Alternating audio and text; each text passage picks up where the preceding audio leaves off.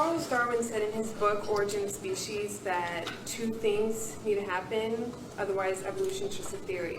He said that there needs to be the transition fossils, and he said that there needs to be simple building blocks and in all living things. And clearly, as science has evolved, we see that cells are not simple. So my question is why should we base the validity of all of our life's beliefs on a theory? Well, that's a pretty big question, and it's a good question. Let's go directly to the last word you used, because people use it all the time. Evolution is just a theory, right? That's the crux of it. Okay, you ever heard of gravitational theory?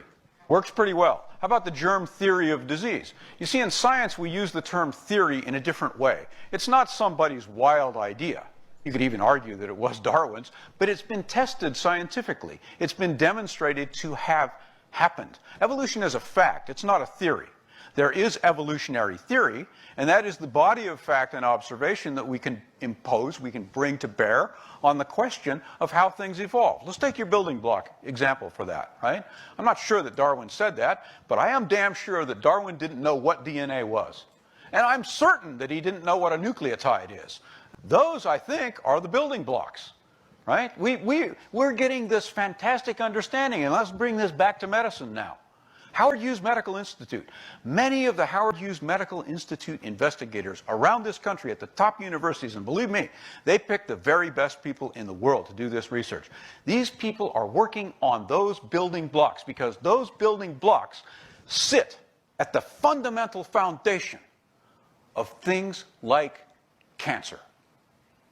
Now, if you're given a choice between an evidence and reason-based interpretation of your cancer, of those cells out of control, and, well, let's think about it and psychically go after it, what are you going to take? I'm going with the Howard Hughes Medical Institute investigator every single time, right? That's pretty much demonstrated to be the way to go. And so it is with evolutionary biology. That is a part, medicine is a part of this grander, overarching evolutionary biology. It just means that we scientists have looked at this from every angle. And as you can see from listening to us during these lectures, we're pretty critical people. That critical element of science is always there, because you can always level it against a colleague and say, whoa, you blew it there. Darwin blew it there. And Darwin did blow it in a number of cases. He didn't know anything about heredity. He thought it was blending. We now know it's particulate. It's the particles. Those are the building blocks. But look how beautifully that merges into his understanding of natural selection. Look at the predictions that are made. Look at the prediction we made about a single valley in Africa where we start with Abdullah on top and we step back through time, through a series of forms with smaller brain cases and bigger faces, all the way back to a creature that is not a chimp and not a human.